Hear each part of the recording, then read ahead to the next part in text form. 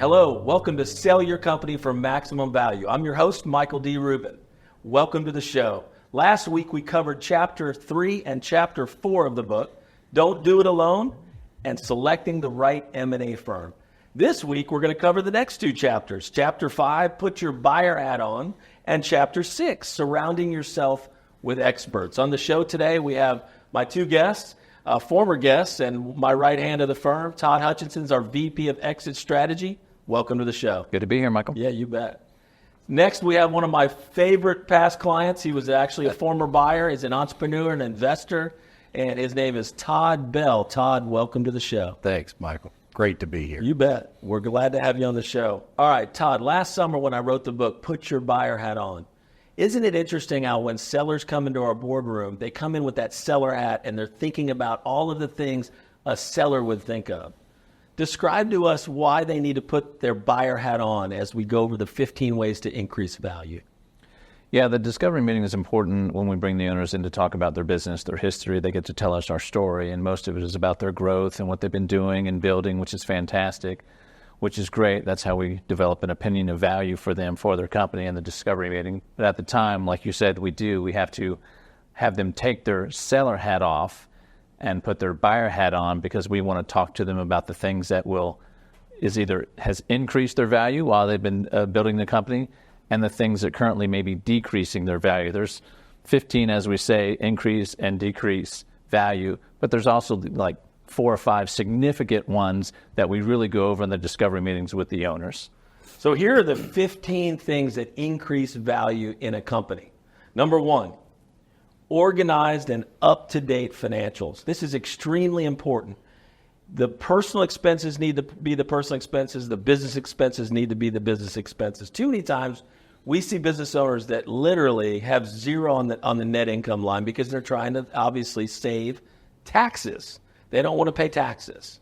I like to say you get it along the way or you get it at the end. You can't get it both ways.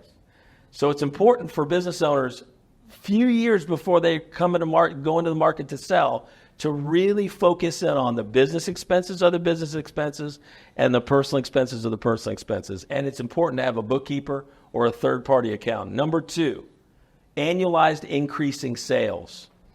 So many businesses are up and down over the years. What we like to see and what buyers like to see, like Todd Bell here in the studio, is steady financials or increasing slightly. The second a business actually takes a downturn, it's almost unsellable. Number 3, key people. Is the business all about the business owner, or do they have management in place, right? Todd is right now in a situation where he's acquiring 3 more locations, and there's management in place. If there wasn't, he probably wouldn't be interested, right, Todd? Absolutely.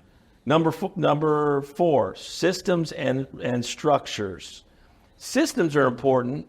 Most businesses have systems, but I guess the key there is the business owner winging it every day? Or do they have a repeatable system for almost every area of the business? Sales, marketing, financial instruments. Number 5, focused business and marketing plan. Unless you're a $5, $10, $15, $20 million business, most don't have a marketing plan, but at least have an executive summary, right? Something that details out exactly what the next 1, 3, 5-year business plan is. Number 6, organizational charts and job descriptions. Jenny Swain, I think, does a great job in the marketing package putting together an organizational chart. Some have it, some don't. But I think it helps that CEO, that entrepreneur, that founder get a real good sense of who's reporting to who, that everyone's not just reporting directly to him or her. Number 7, a strong sales force. Interesting, Hughes Tank last year, wasn't it, Hutch, that they didn't have a sales force. They had 0 sales force, yet they're 38 years old. They did $20 million in revenue. I guarantee the private equity company that came in, the MAG Group, is putting that sales force in place. But you can exist without a sales force. You're just much stronger if you already have that sales force in play. Number 8, owner removed from the business. That goes back to, can you take a 2-week vacation and the business still continue? Can it be... is it continuing when you're not present, you're not on site, you're not in that business? Number 9, reduced owner perks. Too many people are buying things for their ranch, their lake house. There's all the, their daughter at Texas Tech is on salary. So the cleaner the financials are, the better it is for the buyer that's looking at that business. Number 10, diverse long-term customer base. This one will get you. We've had lots of situations in the firm where someone came in, right, Todd? Absolutely. And they had 60% customer concentration with their top client. It's simply not, it's not something that it's actually buyers, when they find that, will immediately discredit the company. So I think the number is around, the demarcation line is around 20%. The top customers under 20%, it's a much more sellable company. But customer concentration, as we call it in the industry, is a real thing, and it'll really keep buyers in or out of at looking at a company. Number 11, intellectual property. Obviously, that's patents and things that they've acquired over the time. The more intellectual property, the better, but some businesses have it and some don't. Number 12, proprietary products and processes. Number 13, good location. Is the location a place where employees can easily egress and ingress? Can they come and go? Can clients reach them? It's just like, it's a lot like real estate. Location, location, location. They either have a good location or they don't. Number 14, well-designed website. It always amazes me how we have entrepreneurs that have extremely successful businesses, and you go to their website, and it's from 1978. It's terrible. But you know what? A lot of times that new buyer has their own thought about how to take that new website to another level. Absolutely. It's not that critical. I've found over the years, it's nice, but it's not absolutely critical. Number 15, good overall appearance. I've been down to manufacturing and distribution warehouses and offices that look like a disaster. Right? So we got to clean it up a little bit, right? Sweep it up, organize, so that when a buyer comes in and sees that business, it's a good looking business. I'm going to just throw it over to Todd. Todd, you've owned a few Massage Heights now for a while. You're in the process of acquiring 3 more. Right. When I read that list to you right there, what struck a chord with you on having a business that you can eventually, you're going to exit all those businesses? Absolutely. Man, I got to tell you, Michael, I feel like I've been to a class. I mean, this is awesome. It's like going to a college MBA school class right here. It's just great. I think, the thing that jumps out to me, first of all, were the financials, the clean financials. And so many small business owners, especially like you said, tend to, stray away from that. But making those clean, separating out personal business expenses, so important. But it's the attention to detail. It's all of those things are about the details and getting prepared, to sell your business. Disney said the difference between something good and something great is the attention to details. These 15 things are the details. That's fantastic. Well, you've got a very successful business that's expanding very quickly. Let's move on and let's cover real quickly, and then we're going to take a break. We're going to cover the 15 things that decrease, and some of these obviously are the same thing, but let's go ahead and read the ones that decrease the value.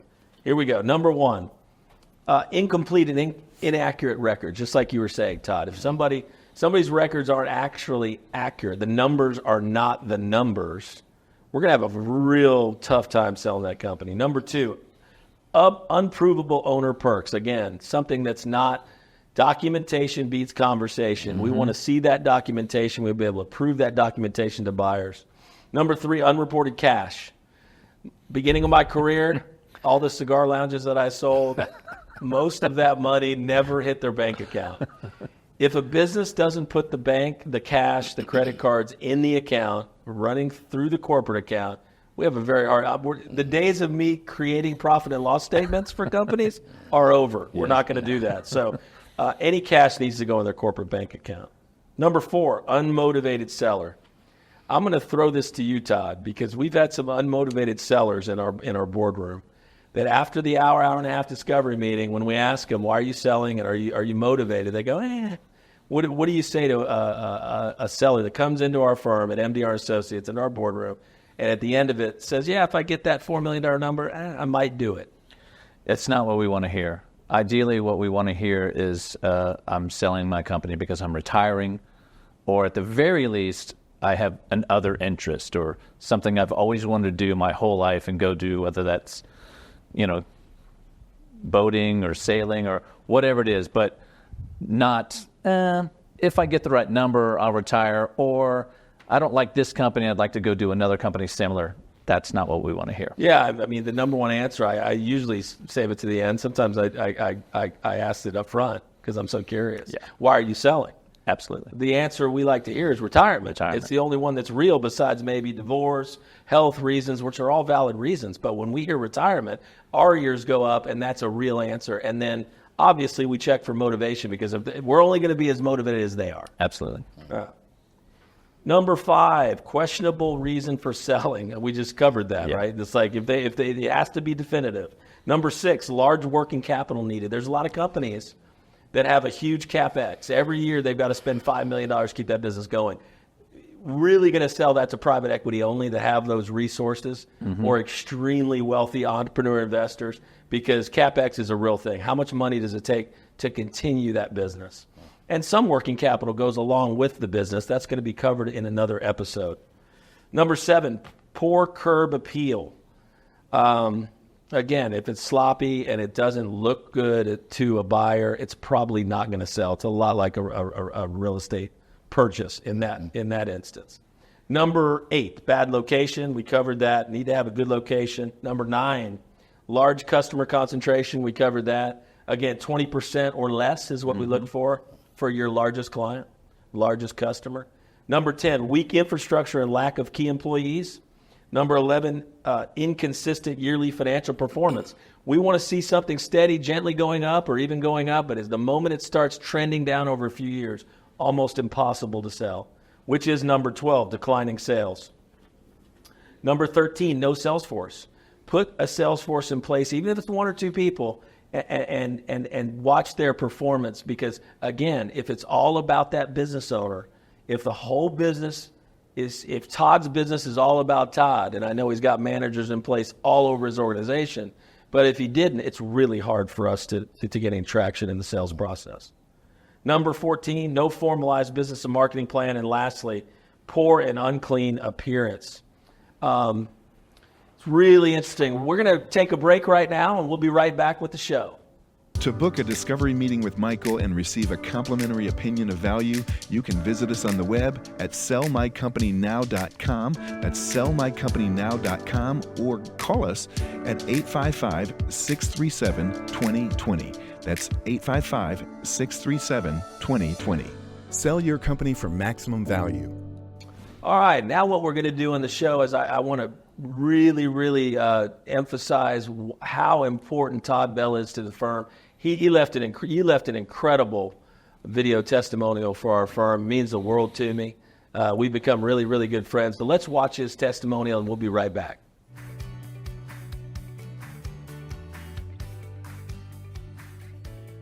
We've really had an amazing journey with Michael and his team at MDR. We met them early in 2022 when they facilitated a transaction. We were purchasing an additional franchise to our portfolio. We have multiple units of Massage Heights. It's a national brand in the spa industry. Michael and his team were absolutely incredible during that transaction process. So many of the things about MDR Associates impressed me. Michael and his team are such a phenomenal group, first of all, of integrity and character. Not just that he's a quality individual, which he is and all of his team, but I'm talking about people of integrity and character. And in business, that is very important to me. We connected on so many levels. I found MDR and Associates to be different in the brokerage world. As a small business owner, somebody who's always looking to find people to help them facilitate transactions, MDR was absolutely amazing. Best experience we've ever had. I accredit it to the values of the company. It's really funny. After we did business and our transactions were complete with Michael, we continue to connect. We call each other and have lunch often. And most of the time, honestly, it's not to talk about business, but just to talk about life. You know, things that are really important. Family, faith, friends, you know, how we're doing, our health. We talk about everything. That means a lot to me. To do business with people that it's more than just transactional. It's relationships. And MDR, they're all about relationships. Quality, solid relationships. And those are always built on a foundation of truth and honesty. That's important to me. And that's why I use them. And that's why I tell my friends all about them. Todd, that was really amazing. Thank you so much for all those kind words. I don't know if we deserve the kind of accolades. I really don't. I really don't. I mean, I watched that testimony. I'm like, I showed it to my wife, and she was like, "Are you guys really having that many lunches?" I said, "He loves Papados too. He loves it. We go all the time." We do, man. So take me back to the deal that we did together. We had a Massage Heights for sale in Flower Mound. You did. You were the buyer that came along, and we started discussing. If I remember, we had our first lunch at Papados. So take it from there and tell us a little bit about before, during, and after the transaction, what you experienced with MDR Associates. Man, I'm happy to. I love talking about it. It was kind of unusual, that we connected, me being the buyer, you representing the seller. But I was so impressed with just how that process was moving along and how you were actually moving it along. That, man, I said, I got to connect with this guy. I got to meet him. I got to know who he is. And, man, we had our first visit together, our first lunch, and immediately connected on things that for me were even more important than the business component. And that was, faith, family, friends, the important things of life. And so we just shared a lot of connect that worked. And so off we go, in that building of a relationship, because everything's about relationships. Everything is. Everything. And great business, personal, every component of your life starts with awesome relationships, faith, everything.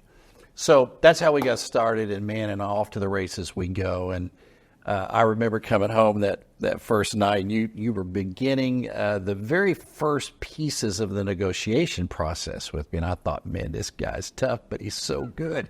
I said, he's like a velvet-covered brick. I mean, he just, he's hard and firm, but man, he did it soft and smooth. So, off we go. And it was just such a great process, and I said to myself, this is someone I want to build a relationship with. I said the same thing. Because I saw things beyond the transaction that we were doing right then in the acquiring of that one location at that time. And so since then, what's been great is you've become now, for me, almost like a business consultant in each piece and step of the way. Now we're in the middle of the acquisition of 3 more locations. Yeah, you could potentially in a few days have 6. Yes. 6 massage by the end of this week. That's unbelievable. But you've been more than a broker. You've been like a business consultant for us, really, as we've walked through that process, Michael, and I'm really grateful for it. Yeah. Well, you were former worship pastor for Prestonwood Baptist for almost 25 years. Yes. I felt the same way. When I met you, we talk to thousands of buyers a year. Is that accurate? It's true. You're in the top 3-5 of buyers I've ever met on people I want to surround myself with. The chapter surround yourself with experts. So can you speak a little bit about, not just myself but Jenny Swain or the whole team at MDR? We didn't even represent you, but yet I feel like we're a one-stop shop for business owners and buyers to get to facilitate these transactions. Absolutely. And I was thinking about great teams right there. They surround themselves with great people, great players to become really great. You got to have great players around you. And I felt like that's what you brought to the table for us. Even down to, legal pieces. Which is it's going to be a future episode on this show. Absolutely. And I immediately saw the kind of people that MDR has surrounding them and supporting the transactions on both sides. And it was awesome. And as a business owner, that meant a lot to me. And I appreciated the value that you brought to the table. Again, I was just the buyer. And I'm going, hey, I'm thinking ahead for my transition. These are the kind of people I want to build relationships with now. Yeah, we're kind of auditioning for when you do exit that company with, who knows, 6, 8, 9, 10. Yeah, It'll be a big number. It'll be a big number. And man, I just appreciate the laughter, in the midst of serious business that we're dealing with. There's a lot of laughter that goes on in this. A great friend of mine used to say, laughter is the lotion for the sunburns of life. Come on. That's I love it. I love that. When you're dealing with the tough stuff, this week, for example, for me, I'm dealing with a lot of heavy-duty stuff. You got to laugh sometimes, but surround yourself with great people And like you said, the infrastructure that you guys, that MDR has been a template really for me in each step of our growth and acquisitions over these last several years. I'm grateful. Grateful to have you as a client. And hopefully we can serve you in a business capacity. But in the meantime, I just love going to Papados with you, talking about health and family. And all you, I feel like I've made a really good friend. And so I'm really thankful for you. Really am. Before we end this episode, Todd Hutchinson, talk a little bit about lately at the firm, the activity has gone up. It's a perfect time to sell your business. Absolutely. Like we've mentioned before, we're in the middle of this silver tsunami, so baby boomers are retiring every day.